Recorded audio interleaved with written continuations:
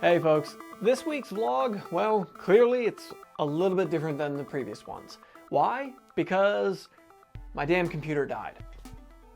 My editing rig that I use usually to edit vlogs, my hot rod hippie content, my gamer hippie content, well, it took a dive on me.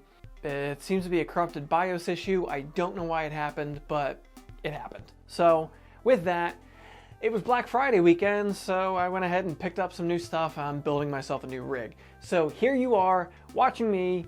I'm gonna build a new 4K editing rig for under $1,000. Actually, under $900. So let's get into it. I've got a box here from, that doesn't say it, Newegg. There we go. So without further ado, what's inside the box? I guarantee that transition didn't go as smooth as I wanted it to, but here's the haul of what I've got. So what I picked up is a Gigabyte AX370 motherboard here, some G.Skill RAM, 16 gigabytes in a dual channel configuration, copy of Windows 10. I've been previously running Windows 7, decided it was time to step up to Windows 10, so I had to pick up a disk. A Toshiba 1 terabyte drive for storage, a Samsung 850 EVO SSD, which will be my boot drive in a 256 gigabyte configuration, a Western Digital Black M.2 SSD, which will be my workflow drive at also 256 gigabytes, and last but not least, a Ryzen 5 1600, which will be the brains of the operation. Now, you will note that I'm missing a video card in this situation. I'm going to continue to use the GeForce 660 that is in my rig right now. However, a GeForce 1050 would be pretty much an equivalent card. That's the problem I ran into when I was looking at what to do here. The cards that are available right now, the ones that I felt were affordable for this build, were not a step up from the GeForce 660 I've had in my rig for a couple years now. I'm gonna grab the rig, we're gonna start building. So now I got my machine set up here. It's time to start breaking this thing down and time to start building up the new machine. Obviously, first step is to remove the old stuff. I didn't include a case in that whole under $900 because that is such a subjective thing. I've had this case, I've been using it for I think I used it for my last two builds. It's still working for me. It's a little outdated, but it'll work. You could pick up a $20 case, you could pick up a $500 case. That is all up to you. Same thing applies with the power supply unit. That's another fairly subjective thing.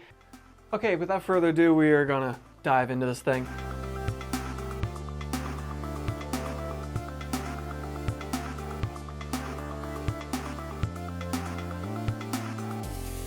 On the old system, I'm pretty sure the motherboard fried. Fried might be the wrong term for it, whatever. Pretty sure the motherboard's dead.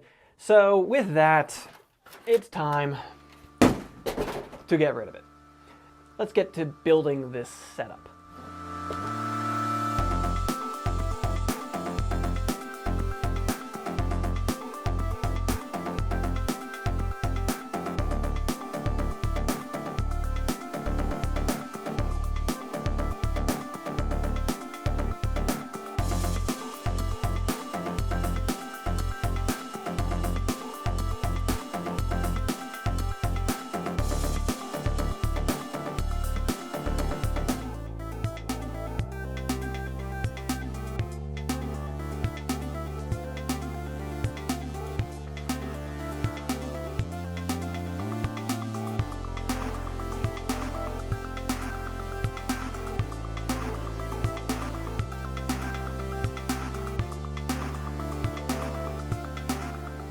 So it's a couple weeks after I started filming this whole build video thing. I've been using the system for a while now, and I have to say, cut to the chase, I am so happy with the Ryzen platform. It is, it's been great for me. Before, I would have to, in the preview window, downscale my 4K footage, and even then, my timeline scrubbing was terrible. It was jittery, it did not work out nicely. I was maxing out the 8 gigs of RAM I had on there on a continual basis. Processor was a 4.4 gigahertz, 8 core, 8 real core processor that just didn't keep up. It did the best it could, and it did a pretty good job, but This system blows it out of the water. In synthetic benchmarks, I'm picking up, this is the only one that I have for my FX 8350 system I had, and here are the numbers compared with the new Ryzen 5 1600 system. That 6-core, 12-thread processor is great. It's a lower wattage than my previous processor. It runs pretty nice and cool, keeps the system quiet. I am loving it. Timeline scrubbing is smooth and fast at full 4K quality, so I can see what I'm actually outputting and apply it and work with it. I still wait to the end to apply my Lumetri color because that does slow me down a bit. So I'll do everything I need to do, then I go back and color correct, render. But there's another huge point. My render times are cut, not even cut in half, they're cut in 3/4. They're way, way, way down. I would rarely render unless I had to before because it took too long. It would screw up my workflow. I only have so much time because I work a 40-hour full work week. I have a long commute, so my work week is long. It really took a lot of my time to edit videos before. This setup still takes a lot of time to edit videos, but it saves me so much trouble. I can render clips as I'm going along so I can really see them smooth, clean, see what I'm creating, the effects I'm applying. It is so, so helpful. It has been such an improvement to my work. The other thing I've been really, really, really happy with is that M.2 SSD that I put in there, that NVMe, PCIe, and every other letter of the alphabet hard drive. Oh, that's great. I could have picked up a better one. I probably should have spent just a few dollars more and not gotten the Western Digital Black. It's a good drive, it works well. There are far faster ones on the market. I definitely sometimes when I'm transferring files around see that I'm maxing out the bandwidth of that drive, but more often than not, it's something else being my limiting factor, like SD cards, stripping files off of the SD cards. That only moves so fast, and that drive can move a lot faster than the SD card can. That 850 EVO from Samsung that I'm using as the boot drive with the OS on it, that thing is great as well. I know there are far better ones of those out there, but for the budget-minded setup that I put together here, I think it's pretty much perfect. This system boots in 45 seconds from post to into Windows. I am really impressed with that. I don't need much better than that. So what don't I like? What I figured out after a few weeks of doing this, and I'm glad I waited to do this wrap-up video, because right afterward I was so blown away by the immediate performance of it that I wouldn't have had these negatives. Overclocking, I have done none so far, and the limiting factor on that for me has simply been the water cooler that I put in here. I'm running a Cooler Master Liquid Light 120, so it's the smallest AIO that Cooler Master makes. I wanted quiet, and this case doesn't have a lot of room for any other larger radiator configuration. It works really, really well on the stock clock 3.2 gigahertz Ryzen 5 65 watt processor.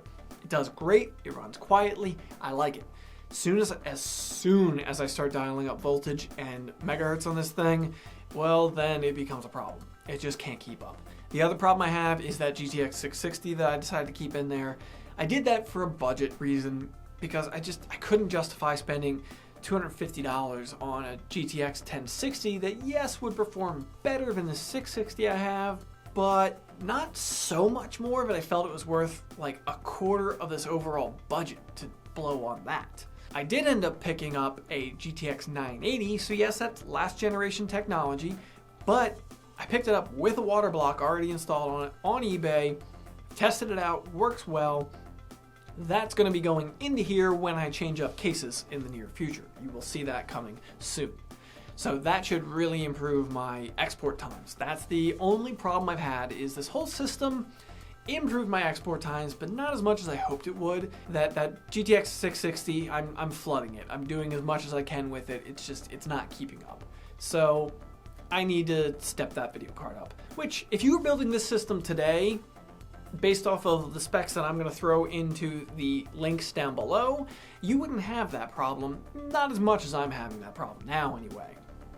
My favorite thing about this is I'm not nearly at the top of the line. I can go to Ryzen 7, and that's just what I know is available today. Ryzen 7 1700, 1700X, and 1800X, those are available right now today, but I can upgrade to if I decide I want to. Again, I'm happy with it. I spent less than 900 bucks. I didn't want to, I had to, but I am really happy I got forced into it because it has made my workflow and my life so much easier. I can recommend the Ryzen 5 setup. I highly recommend it. I am an AMD fanboy. I cannot lie about that. So, I don't know, take it with a grain of salt if you want to, but I'm pleased. So, all right, folks, thanks for coming around. Have a good one. Using what I'm using, and one of my lights just fell down a little bit because of throwing that motherboard. This setup, that fell asleep on me. This setup, because I'm talking too darn much,